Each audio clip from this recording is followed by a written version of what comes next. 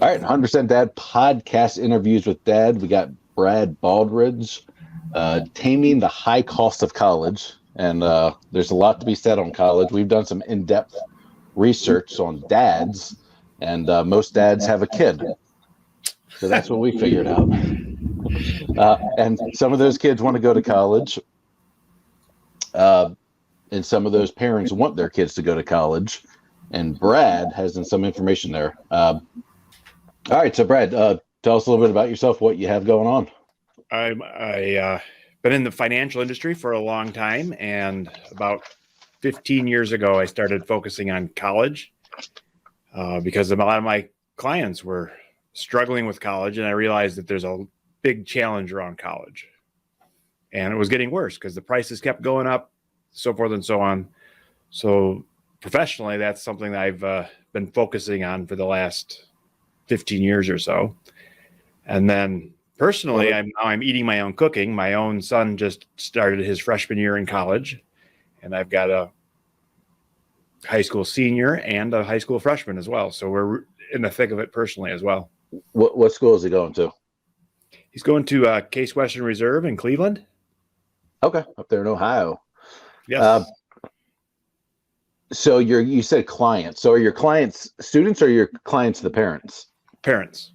Okay. What do you do for, I guess, what business are we talking about there? Right. So I focus on what we call late stage college planning, which is you've got a high school student and you've got to figure it all out. So, typically it would be great if you had a sophomore or even a freshman, but most of the time you've got a junior or senior because for whatever reason, people don't get started as early as they should, in my opinion. But we take you from wherever you are, of course. I mean, you didn't know what you didn't know, and walk you through, need-based aid, merit aid, visiting schools, saving and investing, all the different things that you might be able to do around college, and then, come up with a realistic plan that will work out for parents. How do you be fair if you've got multiple kids, all kinds of things. And there's things that make it more complicated as divorce and separation make it complicated. If you've got an athlete, it's more complicated. If you've got an academic rock star that wants to maybe go to California or maybe go to the, East Coast or West Coast or maybe Texas, all of a sudden there's a lot more logistics around visiting schools, so there's the kind of the core that everybody does. And then there's the kind of the expanded version of college. Okay. So when it comes to college, I generally go down two paths. A,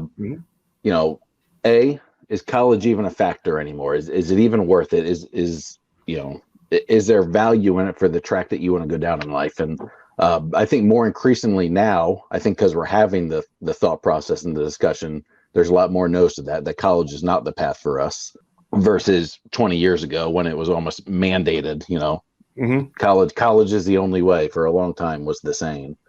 And then once we've made that decision, if college is the path of then what is the actual value and what path are we going to go? Obviously out of state tuitions are crazy.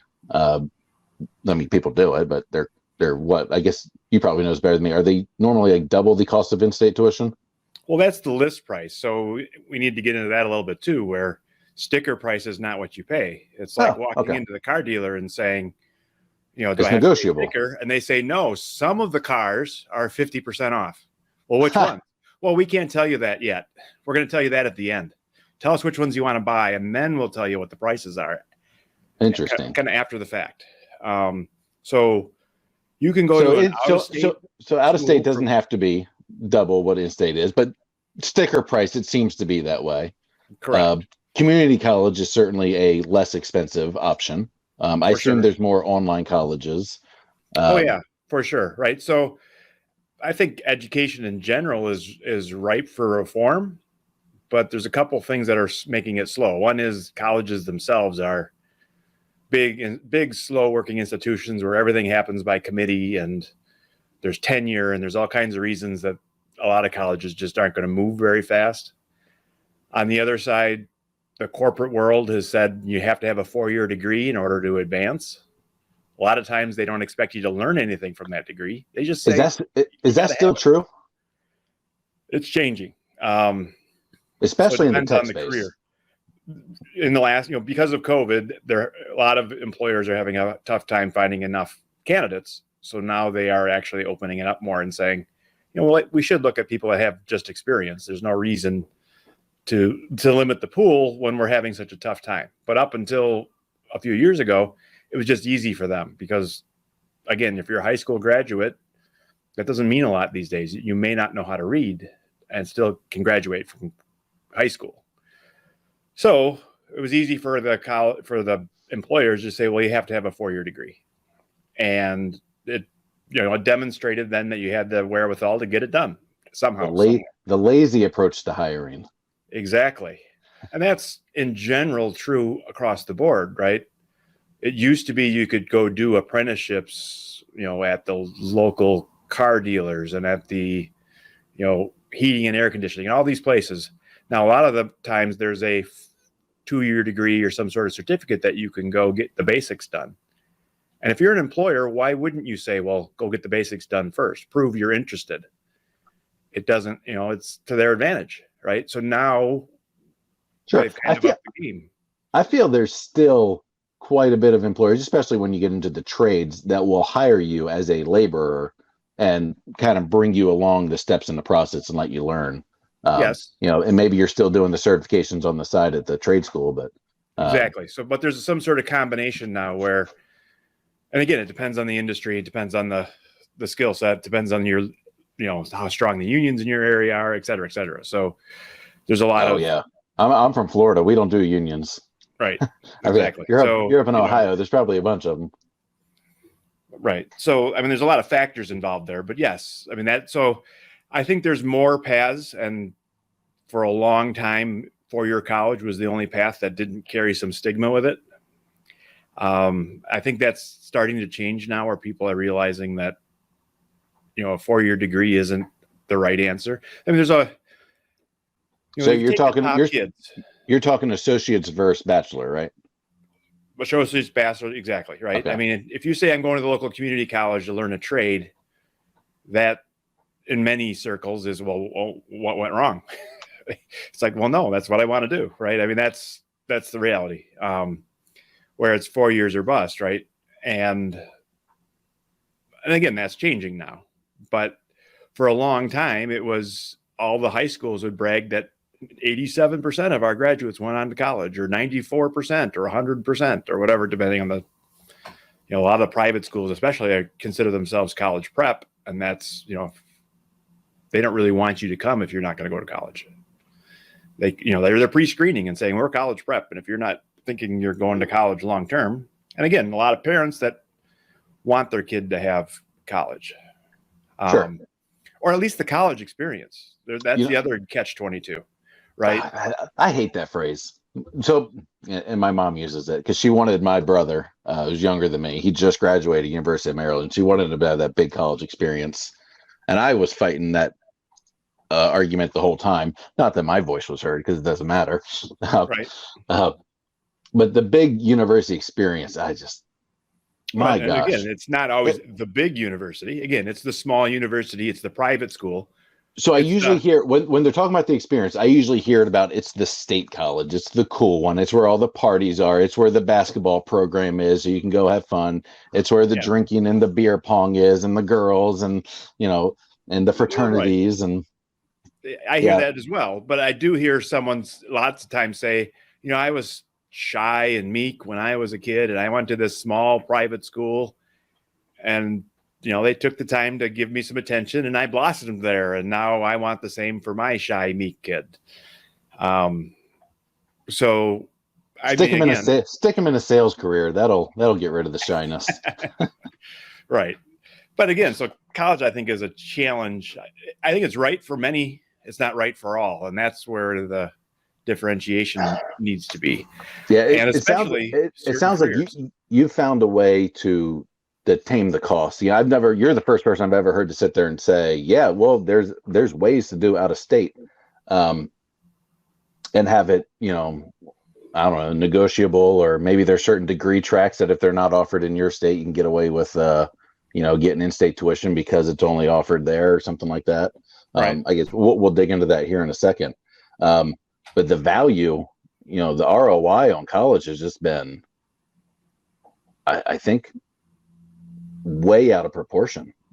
Kids are coming. I mean, it's been almost a tragedy of how many people are getting heavily burdened with huge student loans and then going out to get jobs that barely cover it. Obviously, the high performers, it's not a scenario. I think, Right. and in the worlds of Harvard and the Ivy Leagues, they're probably all turning out fine because those degrees probably do have a very strong ROI. But most people that I talk to just in day to day, they are not even in a career track or a career field that their degree was relevant to. They just have the paper. Absolutely. Exactly. And so what was the point? Right. Well, again, up until recently, it was to get in the interview. Yeah. Right.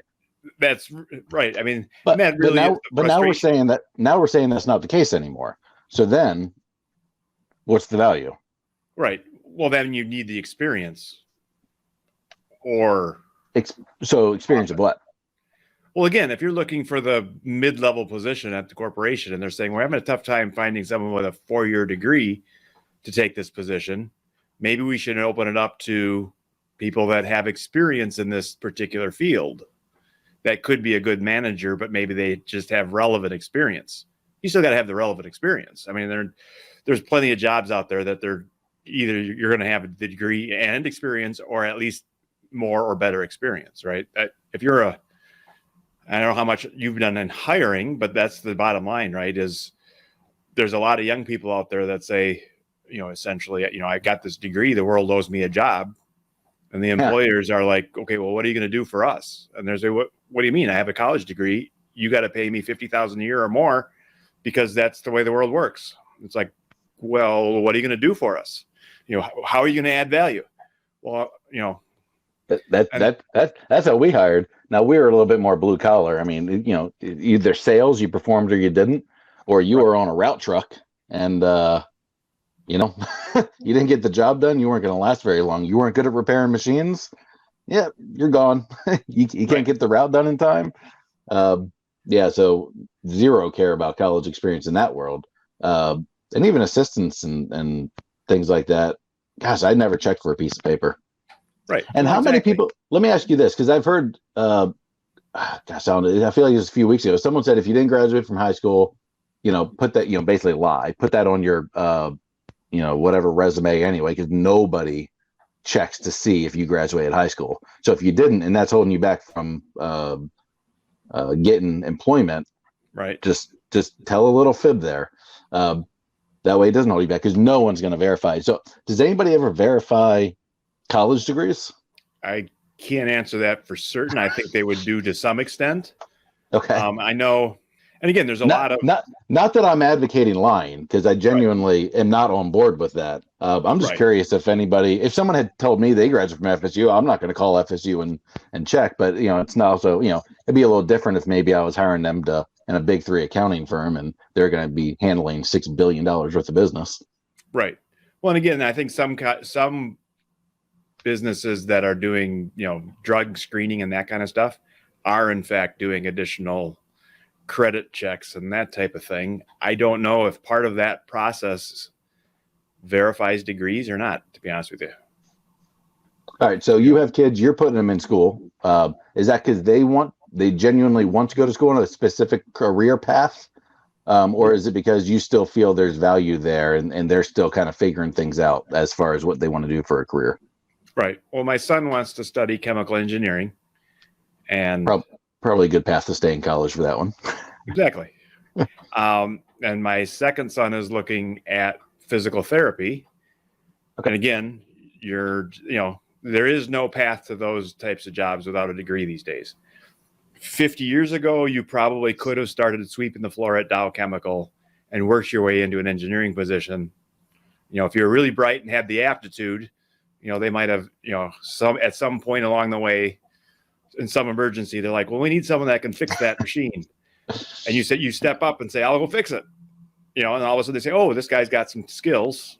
and they would just kind of give you more and more responsibility. I mean, you have heard of those people that, they're a engineering manager at a firm and they never got an engineering degree.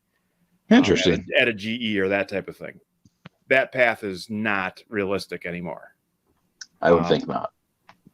Those types of guys are typically retiring by now, because that's how you did it 50 years ago, like I said. So there's a lot of careers where there's a degree that's very associated with it, right? If you go to school for elementary ed, you're probably going to become an elementary ed teacher. The only way to become an elementary ed teacher is to get the degree. They're just linked. And nurse and nursing kind of are all linked together, right? So yeah, all the elementary ed people are going to get mad at me for saying this, but I went to WVU, West Virginia University, and everyone.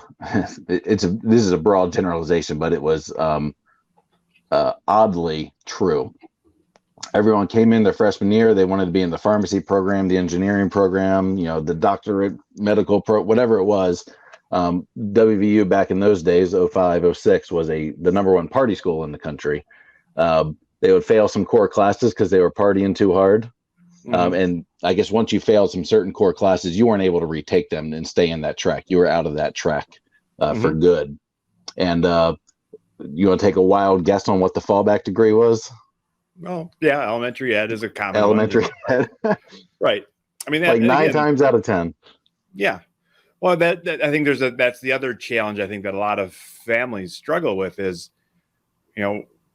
we've been relatively lucky in that, my son was math and science his whole, academic career. Engineering's a great fit for him.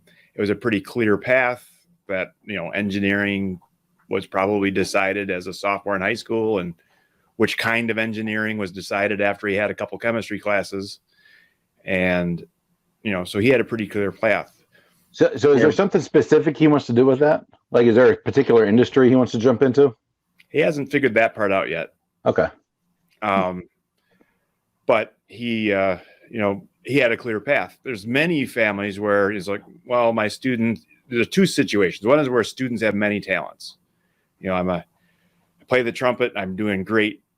I'm also really strong at math, but I'm part of the debate team and maybe I could be a lawyer. And, I just can't decide. It all seems like such great opportunities. I don't want to pick one, or I'm afraid I'll pick the wrong one kind of challenge and then there's the kids where it's like, well, all I really enjoy so far is video games. Math didn't excite me. Science didn't excite me. English didn't excite me, so I don't know what to study. And in both those situations, when you're undecided, but that's that situation where maybe you're going to switch careers or switch majors. And then if you went to an engineering school where that's all they offered is engineering and you're not interested in engineering anymore, well, now you're changing schools. And that planning around undecided is an extra layer of complexity again. Yeah, I would think if you're undecided, you probably shouldn't go to an engineering only school. That'd be a boneheaded move. Exactly. But it happens or you thought you were, and again, some people are very focused and they turn out to be wrong. And that happens as well. Like, again, you don't make it through the core courses or something like that. So yeah, it's an ongoing challenge, but I help families figure out how to pay for it. And that's the reality of it is many families, college is going to happen, whether they do it well or they do it poorly. So my kind of blows up. Fair enough. My advice on a lot of that has been, this is getting a little bit more broad and I don't get as deep as I think you get. So we should go there. Has been, there is zero wrong. And there's probably a lot more advantage to going to the local community college for 2 years first to take those basics, get the A, then transfer to the big school that you want to go to, where you get the more specific degree track classes. And so you have that degree that says I graduated from University of Florida or Florida State or whatever it was. Because nobody cares where you went to the first 2 years. There might be some, honestly, I don't think many people. Let me correct that for a second. The place that you go for the second 2 years cares where you went for the first 2 years. I think some people do. I think some employers are going to sit there and say, wow, Florida State's, that's a lot cooler, better than, the Jamaican Westland College of the Highlands or whatever. No, what I'm saying is you're saying, well, I'm going to go to this community college for 2 years, and then I'm going to go to a bigger university. Mm-hmm. When you transfer to the bigger university, they might say, well, that was the wrong math class. We're not taking that one. That was the wrong this. That was the wrong that. Well, so I assume they would have pathways. Start over. I would say they would have pathways. If you're in, we're in Florida. So if I'm in Florida, we go to what's community college around here, I think is St. John's Community College. You go there 2 years, but in that 2-year class section, you say, hey, I want to go to University of Florida in 2 years. What do they accept? And I assume they put you on a path. Right. And that's why I wanted to clarify it is, okay, you have to lay that path out. It isn't an automatic, well, just go here and then figure it out. Because you might be open for. Oh, no, there's strategy to it and there's thought. Right, exactly. And it saves you, I assume, a small fortune. Not necessarily. All right, teach me this, because you're the first person I've heard saying that. Normally, people agree with me. Right. It saves you room and board and a few thousand in tuition. I'll think a lot of thousands into it. I feel like Florida State's and you're saying sticker price doesn't count, so we got to get into that. But I feel like University of Florida State, they're like $20,000-$30,000 a year, whereas community college is like $3,000, $4,000 a year. Right, but tuition at Florida State is $12,000. Still a big difference. $6,000. Well, and again, if you're going to graduate as a nurse and make $75,000 coming out of college, does it matter if you owed $25,000? Right. I mean, people will tell me things like, so here's two scenarios, right? And this is why you need to think it through, right? You could theoretically go and get a lower level nursing degree, which allows you to get a job in the hospitals or nursing homes and that type of thing. And you can knock that out in a year. And then you can be gainfully employed and start making $15, $20, $25 an hour or whatever. And then. All right, so you're not talking college. You're talking almost trade school for nurses, right? Exactly. Okay. Right. So go to the community college and take the lowest level nursing certificate or 2-year degree or whatever it might be. And then start working your way up from there. And that is a viable path. And it might take you, say, 8 years to get all the way to a full 4-year RN degree. You'll live like a college student for 8 years. You'll make reasonable money, and so forth and so on, but it'll take 8 years. Or you sign on for some loans, you go straight to the 4-year degree, you get it done. You continue to live like a college student, but now you're making, 50, 60, 70,000 a year as a nurse, and you pay off those loans. You got to live like the poor college kids, still have 3 roommates and still live on ramen and mac and cheese. And it'll get you to the same place, but you'll have 4 years experience in the working world and have 50 grand in your 401k and et cetera, et cetera. Again, and both of those paths are viable, but if you do the apples to apples comparison, you're probably better off to get the full 4-year degree and make $40 an hour instead of 20. Okay. Out of the gate. Or so again, whatever the numbers are. That would be important. So how do we get off that sticker price that you keep saying is maybe not as relevant as we once thought it was? Right. So if you go to my website, I've got the net cost of college. There's a resources tab there. Click on that and then click on Florida. And then once you're there, you can see that there's the net price of college by price or by income. So the total cost at the typical state school average is $22,000 in Florida, it looks like. Now this data is a couple years old.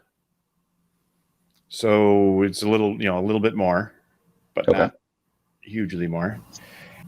But at lower incomes, you notice the net price again is about $6,000. Now what happens is if at lower incomes, you qualify for Pell Grants and state aid and some of those things. So it brings your net cost down to $6,000 or $4,000 or whatever the number is. Now the challenge, of course, is your family income is probably under $30,000. So what does that mean? Well, that means that $4,000 is pretty painful if your income's under 30. But the students could borrow that money and make it work.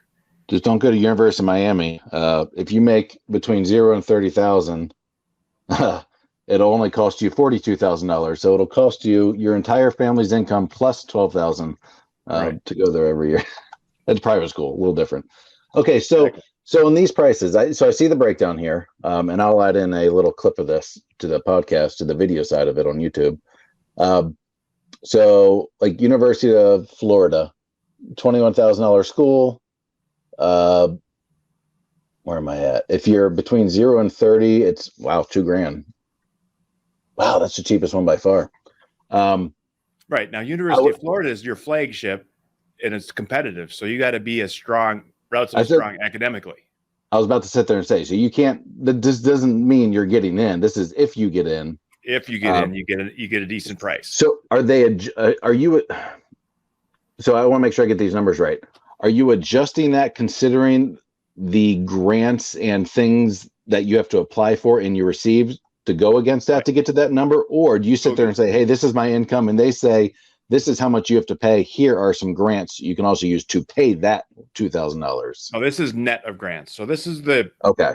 This includes. So this is after you do a bunch of work and get qualified for stuff, and okay. Exactly. Right. Right. So this is the average net cost of people in that bracket as reported from the school. Okay. So most families aren't average either. They're either going to be above average or below average. And that's the challenge of college planning. That's what I help families figure out is, are these numbers realistic for my situation? Because again, as mentioned, you got to have the academic chops to get into some of these schools before it even matters whether or not you can get these prices. Is this total cost tuition, room and board, food, everything, or is this just tuition? These costs? Tuition and fees, room and board, beer and pizza. The typical cost of a typical. Not freshman year. There's no beer. That's right. Root beer. Didn't I say that? Yeah. Yeah. Man, back in my day, they had penny pitchers at the bar. Wow. Penny pitchers of swill. Horrible. Right. All right. That's a cool little tool. But so those numbers adjusted for income level require work to get there, within the kind of knowledge, I guess, that you have. Correct. But another interesting thing is, if you looked at Florida A&M at 21,000, if you're at 110 plus, and averaging about 15,000 at 110 plus in Florida. If you go look at the private schools at 110 plus, they're St. Thomas University, their list price was almost 50, but their net price at 110,000 is still only 22,000. Yeah, man, University of Miami is crazy high. Now, University of Miami, yes, is their target market is people that can pay. It looks like. Yeah, it is. And they are relatively selective as well, compared to some of these.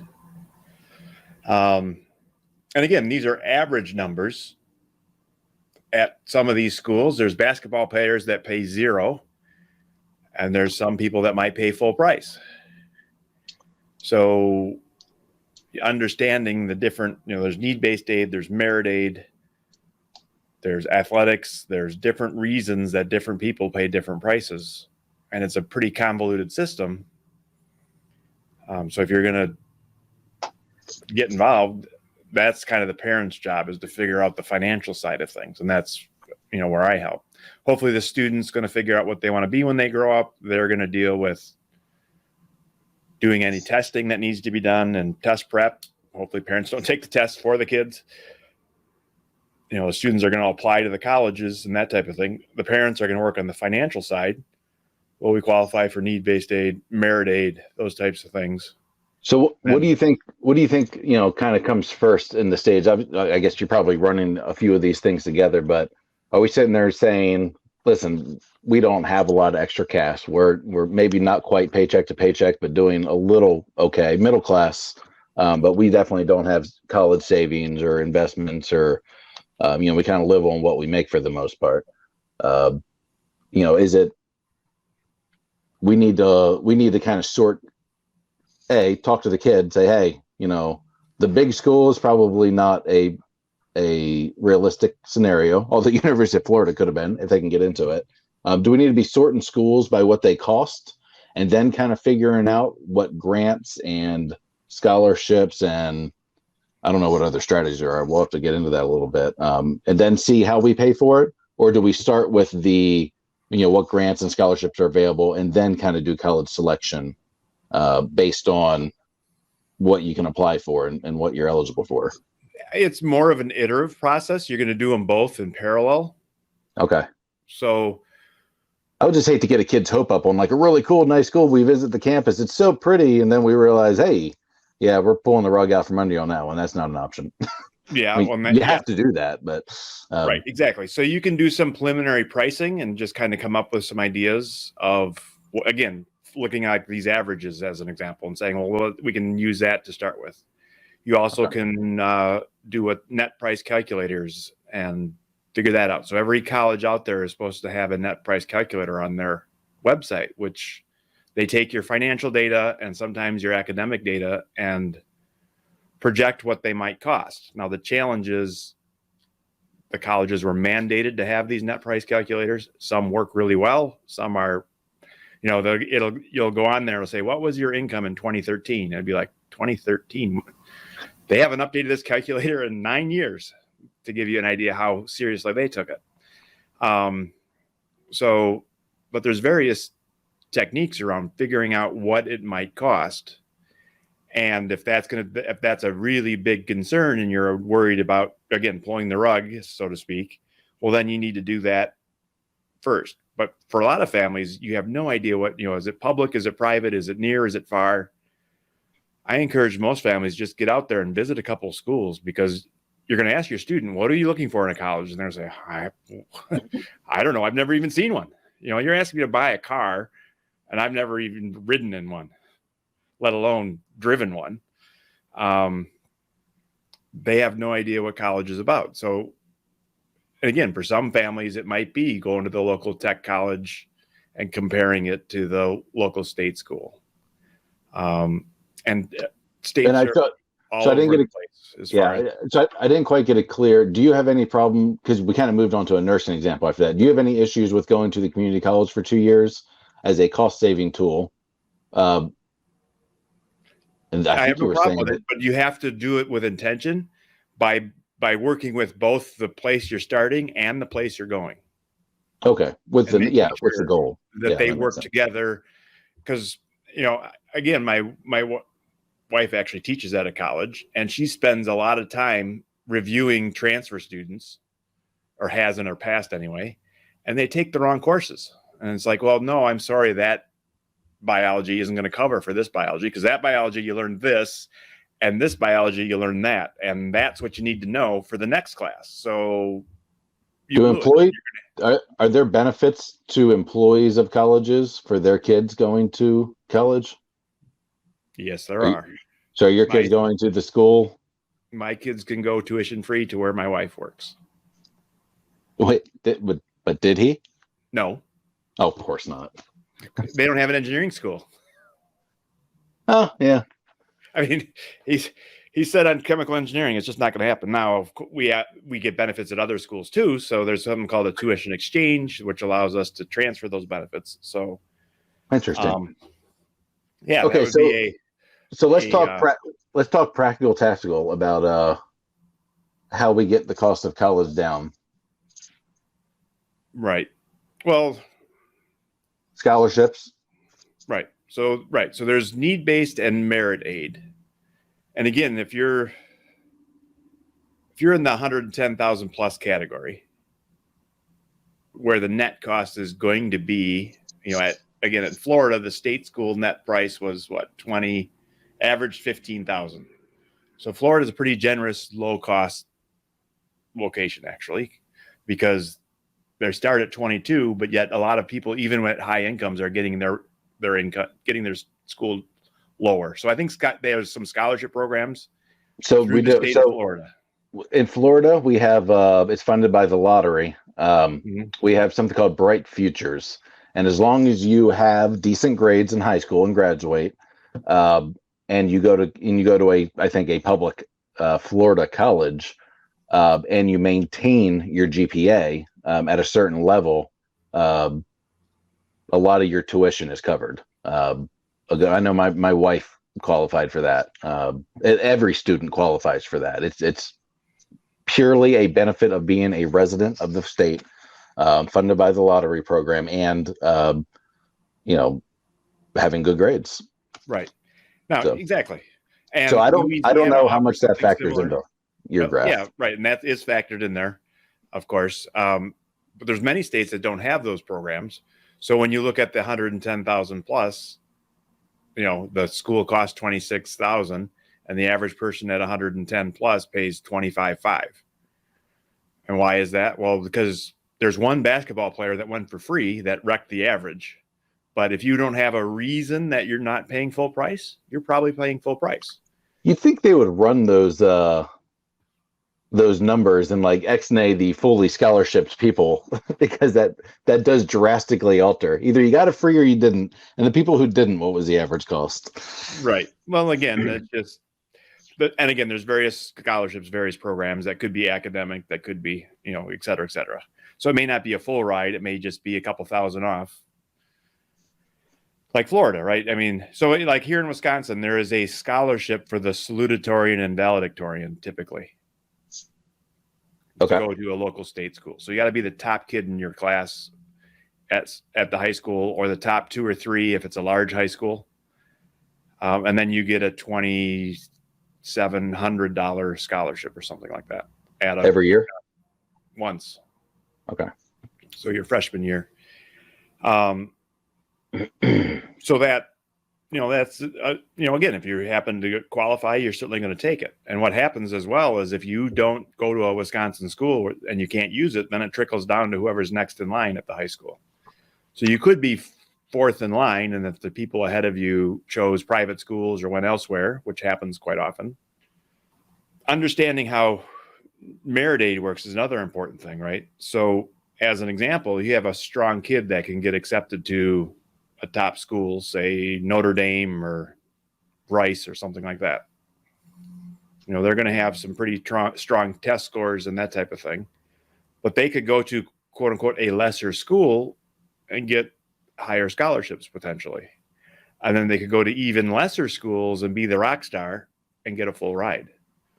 Because a typical college has a few full rides for, and again, they make a big deal out of who they award it to and how they award it. And it might be separate applications and separate essays, so I've had situations quite often where we're saying, well, we could go to Notre Dame, we're going to have to pay X, or we won the full ride scholarship at this school over here, but it's no Notre Dame, but it's free. And now you have to make that call. And I mean, that depends. If the family can write the check, go to Notre Dame. Exactly. If you can't, go to the full ride. Well, obviously, if you can't write the check, you do that. But even if you can write the check, I think there's some people that would take the loans out to go to just for the name of Notre Dame. Yeah, that's true too. And again, neither of us are advocating for that, right? I always tell people there's a difference. If you're going to give up the lake home in order to pay crazy amounts of money for college, that's one thing. If you're going to decimate your retirement or bury your student in loans to pay for college, that's a different thing. Yeah. Right. So it has to be a relative, challenge, so to speak, as far as where the money's going to come from. And again, a lot of parents have worked hard and made decent money. They feel education is one of the most important things they can spend their money on. So more power to them. Right. I mean, it's either this or we get a nicer cars and bigger vacations. Well, at a certain level, we all waste our money. You could, you see a BMW on the road and you say, well, gee, that was a waste of money. Except for the people that like BMWs and say, oh, that's a cool car. I wish I had one. Nope, I get it. And those people are not going to be watching this entire podcast because who cares? Who cares how to save money on tuition? So, well, and again, there's, what's the difference between a family that earns $150,000 a year and $200,000 a year? Not much. Exactly. One family, they walk into Sizzlers and order whatever they want. The next family, they walk into a slightly better steakhouse and order whatever they want. Do Sizzlers still exist? That was a dated reference, I think. Well, yeah, I'm old. I'm sorry. Hey, just sidetrack real quick. I can cut this out. What part of Wisconsin? I'm a suburb of Milwaukee. Okay, we drove up through there. We were down in we were in Chicago. We were outside Chicago. We drove through Milwaukee to get up to Green Bay, I think. Is that right? Yeah, Does that sound sounds right? right.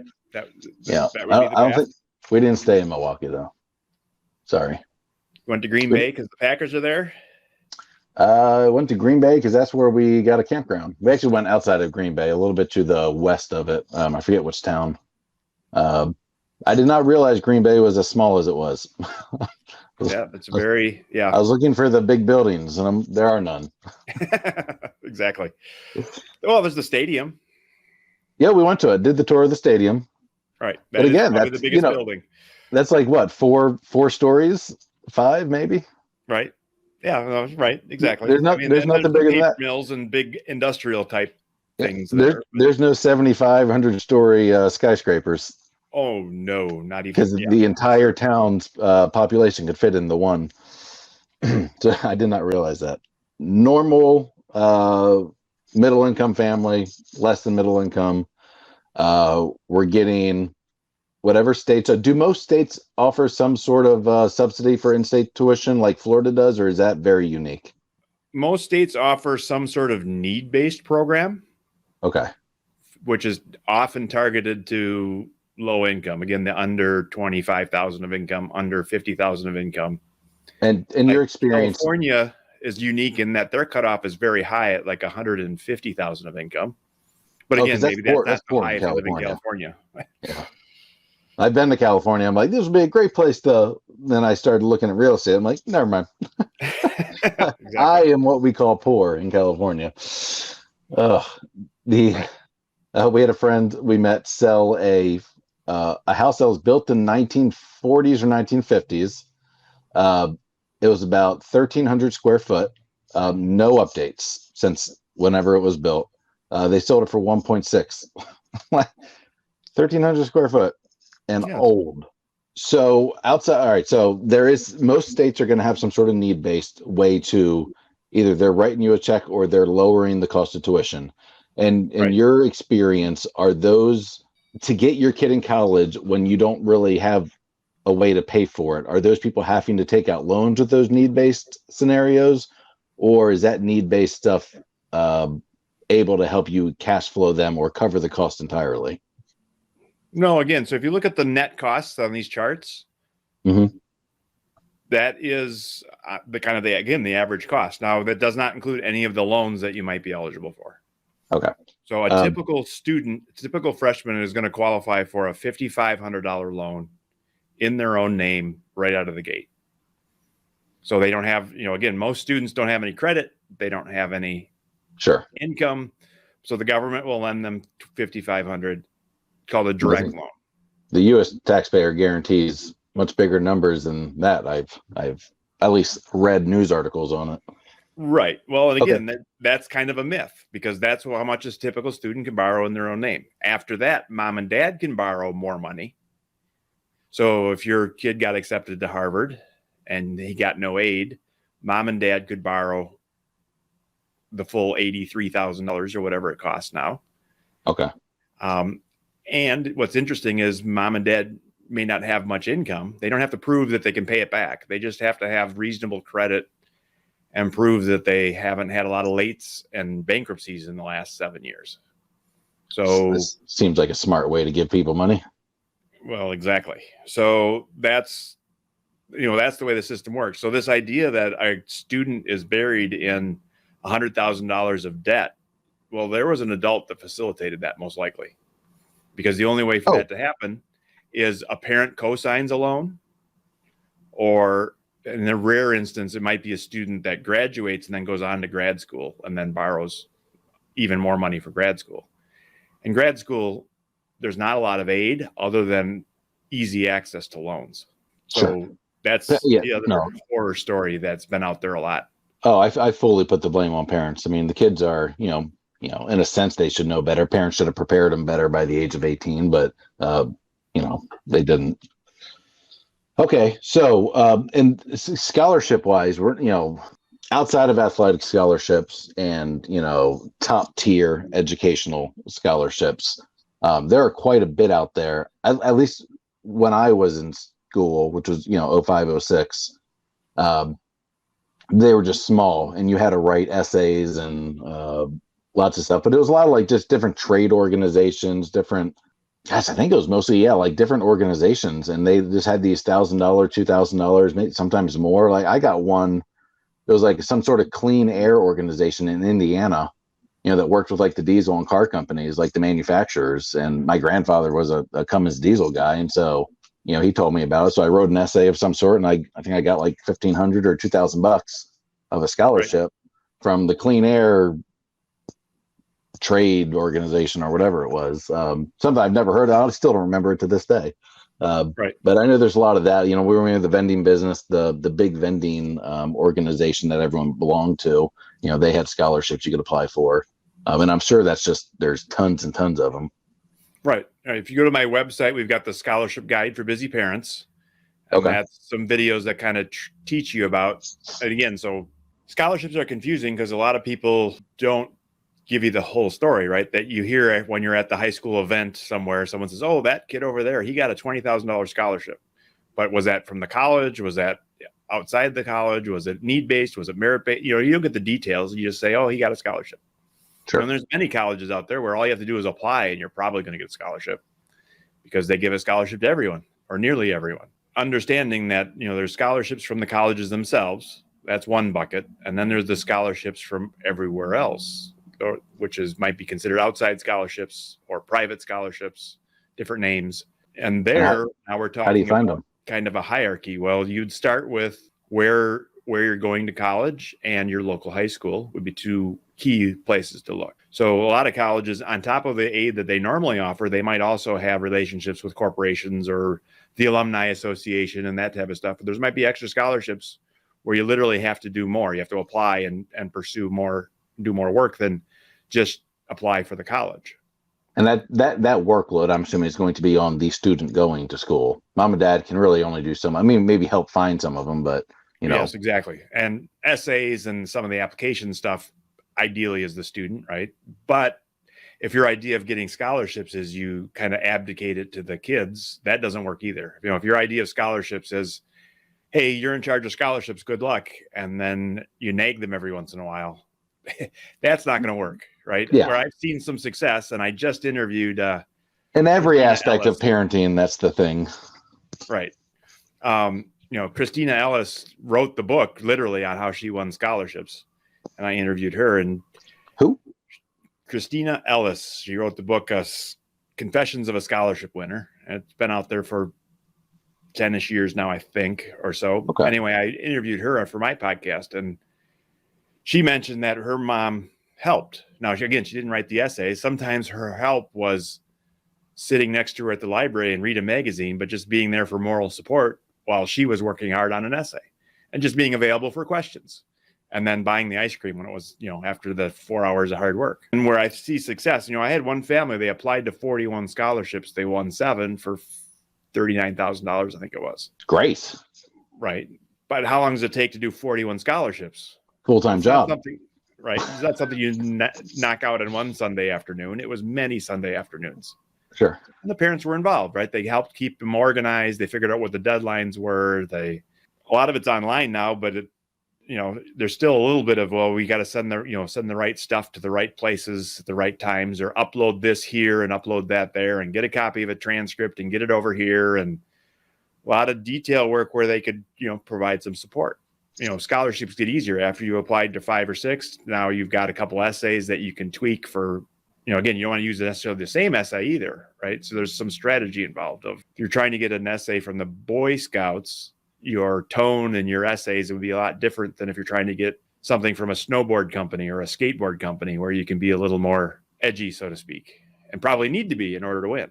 So there's all kinds of, thoughts and strategies. There's literally books out there that you can read on strategy, as well as, there's websites, that type of thing. The challenge is figuring out where your student's unique.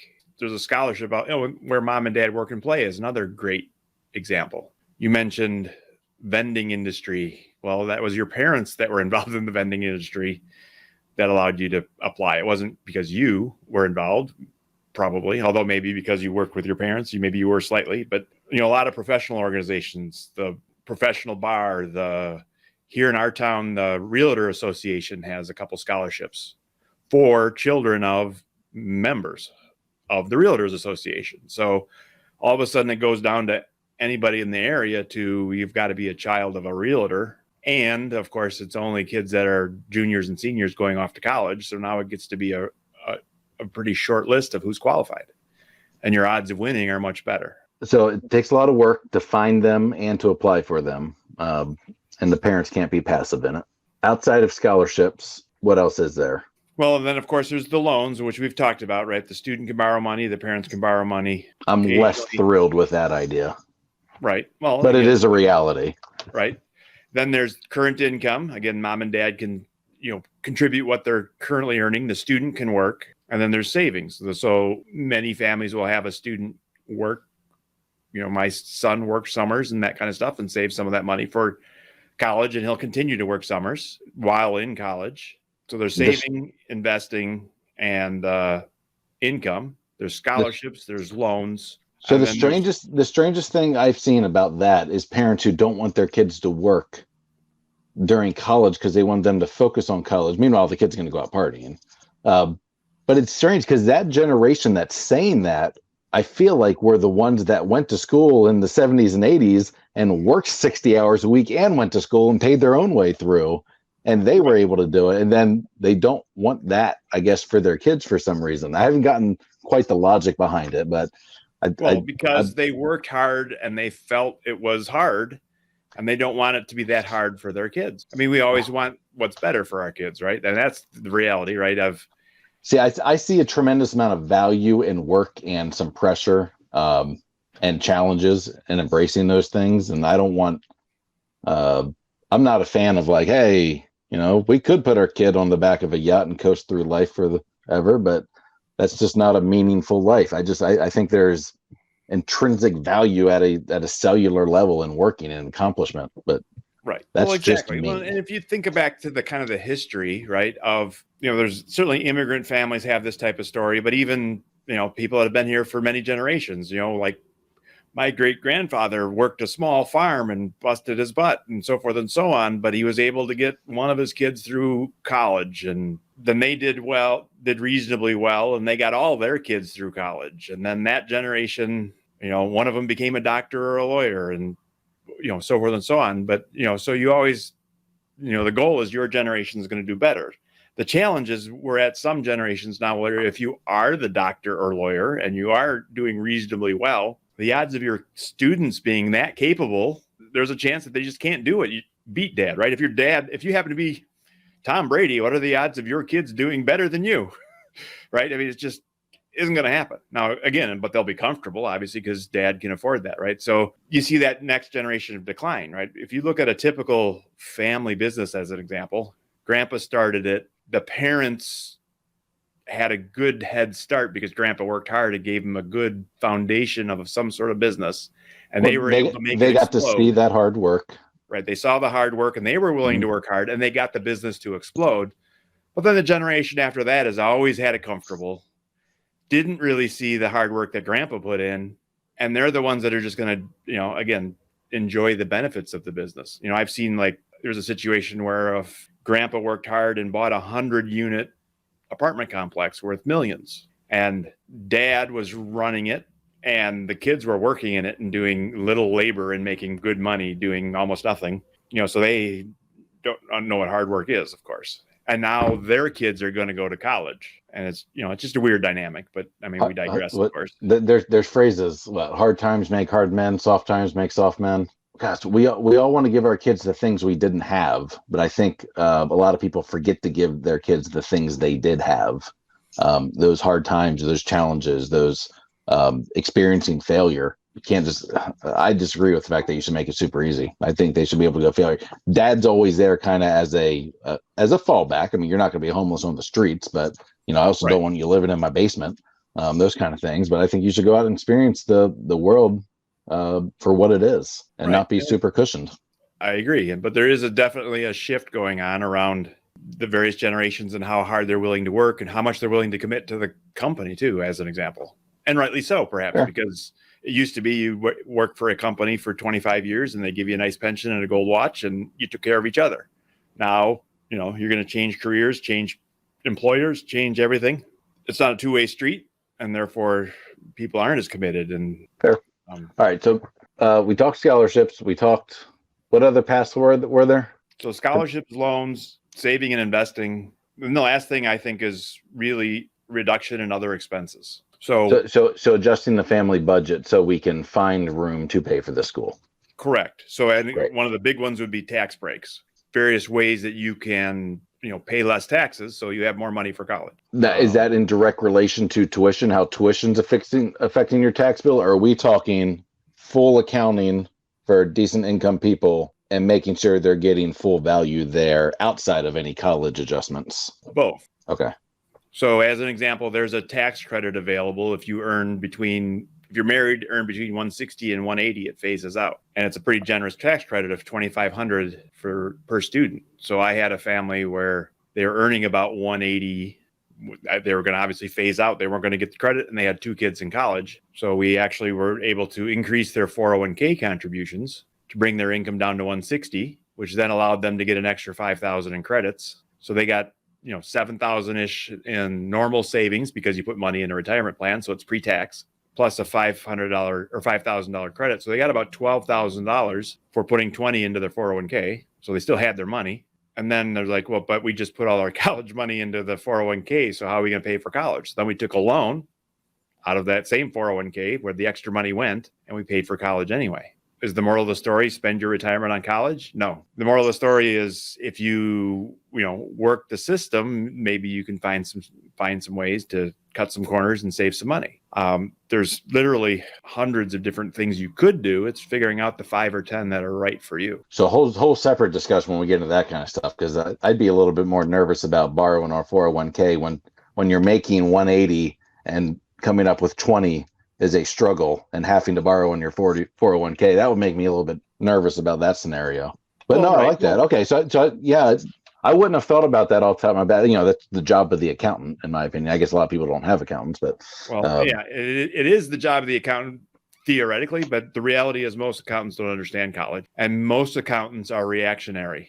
Tell me what you did last year, and I'll figure out the damage. You better be better than that. They're not. I mean, that's.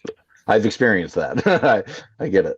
Right. I mean, that's the reality. So for many, and they don't understand college, even if they did. So most financial advisors and most accountants maybe understand a little bit of how to put stuff on the form, but they really don't understand need-based aid and merit aid and all the tax breaks and really hooking it all together and and that's why the specialty is born, right? And so I know we're running short on time. All right, so we've talked college selection, we've talked loans, we've talked scholarship, we've talked need-based, merit-based, in-state resources. Are we missing anything?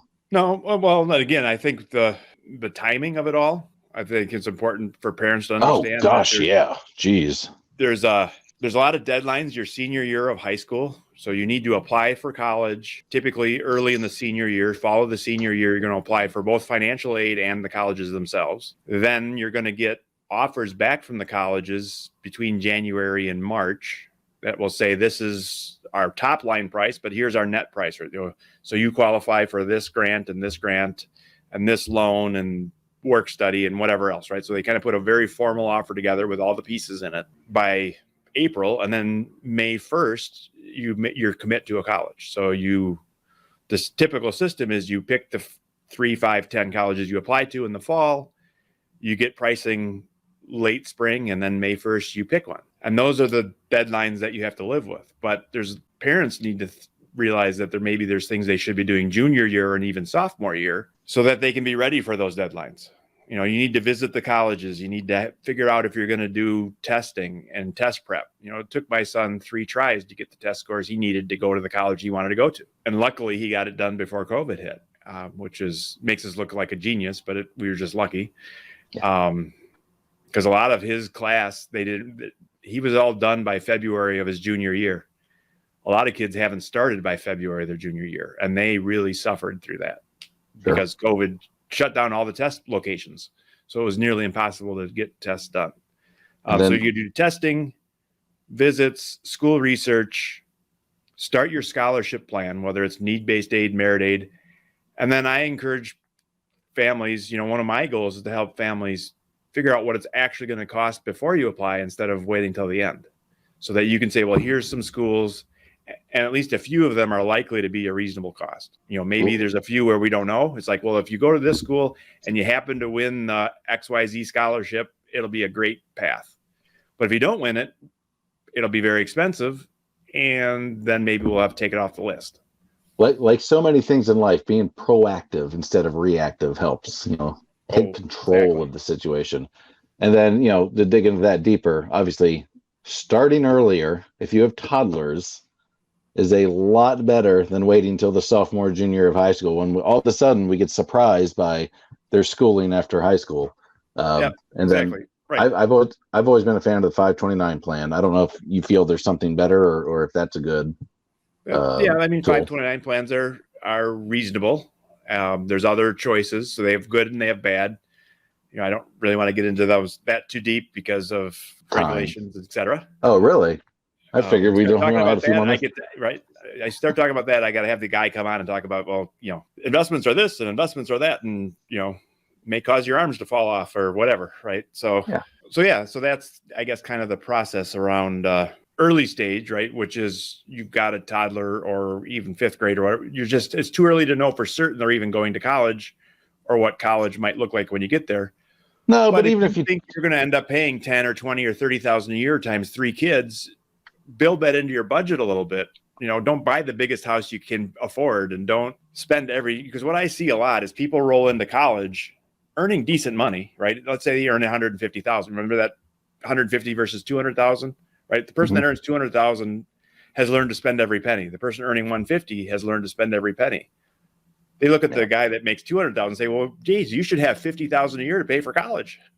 You make so much more than me. But they don't, because they've learned how to spend it. And it's painful at every level until you're, if you're making $500,000 or $1 million, then maybe not so much. But 150, 250, it doesn't matter that much. Well, again, because we hammer that a lot on our platform of, in the personal finance space of budgeting, every month should have some sort of profit to it. We're not spending every dime. So that way, when we do get raises and things like that, it's just not constantly going up. And, right. So all the dads out there, the goal is to build net worth. Yep, absolutely.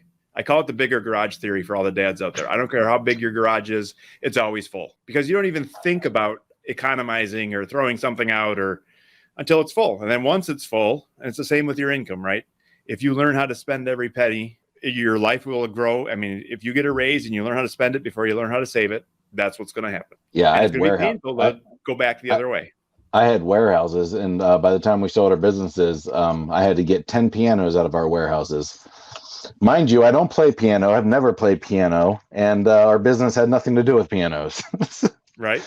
I just had 10 grand pianos all up in the rafters of the pallet racks and all. Because, you have space, you fill it. My goodness, I'm bad at that.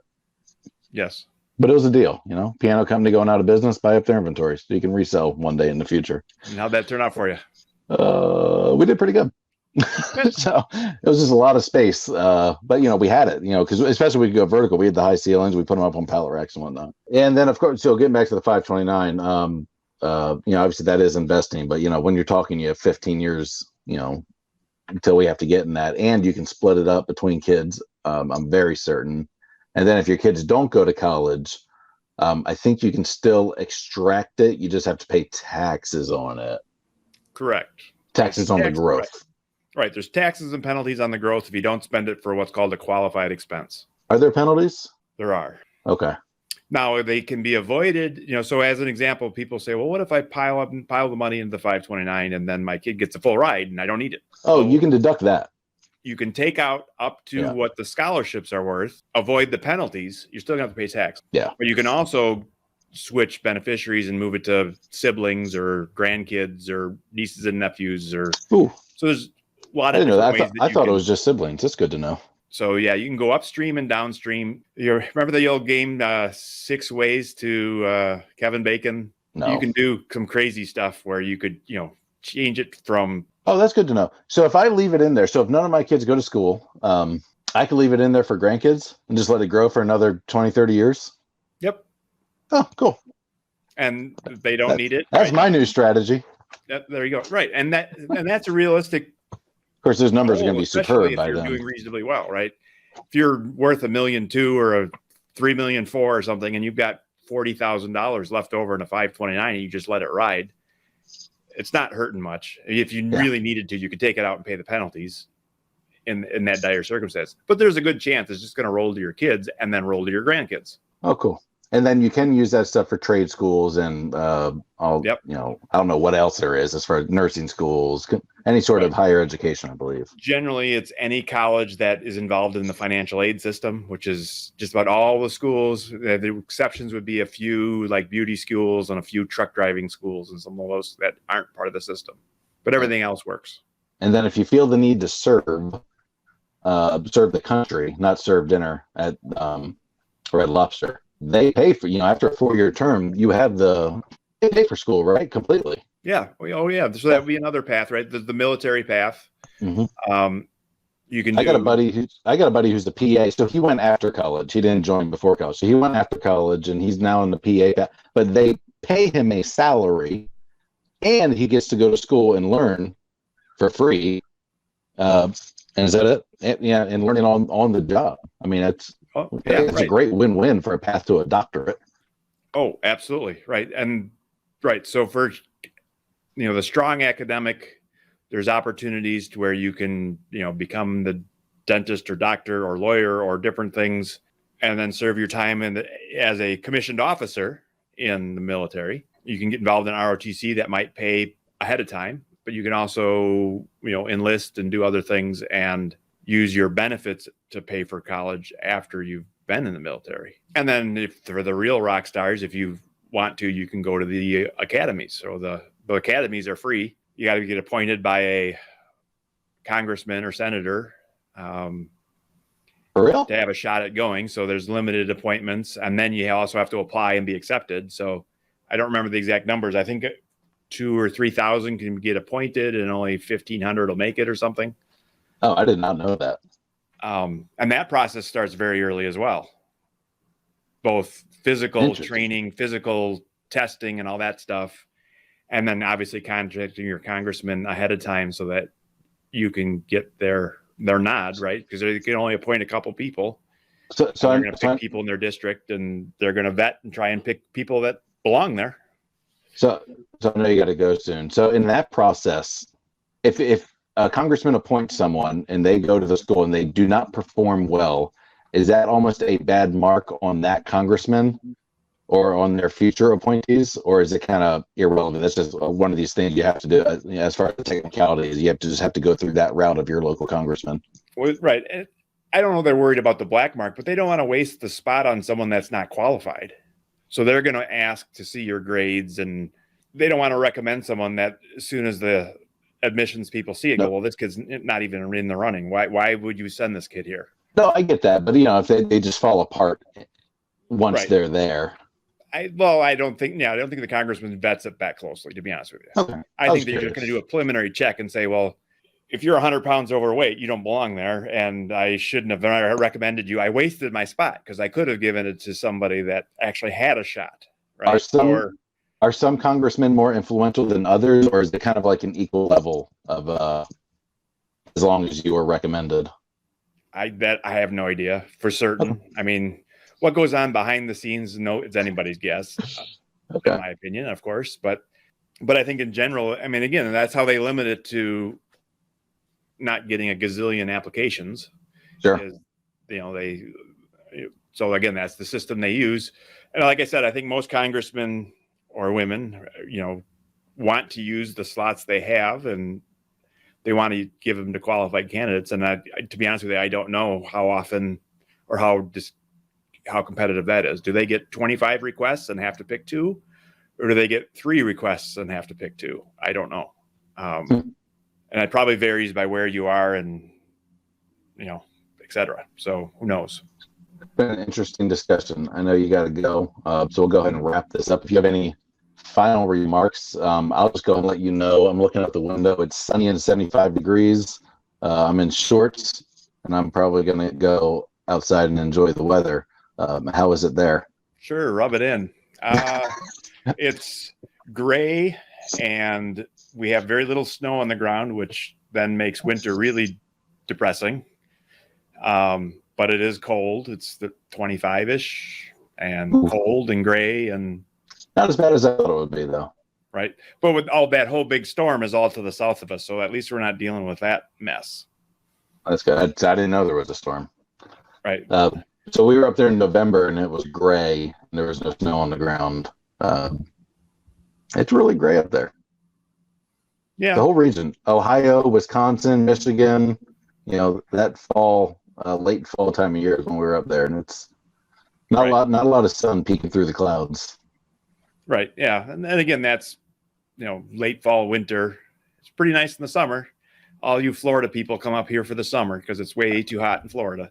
You know where it's great? I don't know if you went. The Pacific Northwest is a fantastic place to be in the summer. We did that all last summer, like not a single day above 72. It was nice, cool, no bugs. A fantastic summer, not being eaten by alligators. Well, I appreciate you coming on. Any closing remarks? I think that should do it. Again, just get out there and get to work and do something, and do it sooner than later.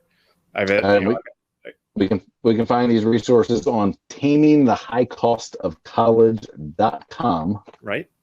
And I also have a podcast, and I think that's a great way for people that are podcast listeners. While you're driving the kids to and fro, or whatever it is that's going on, you can learn a little bit about college.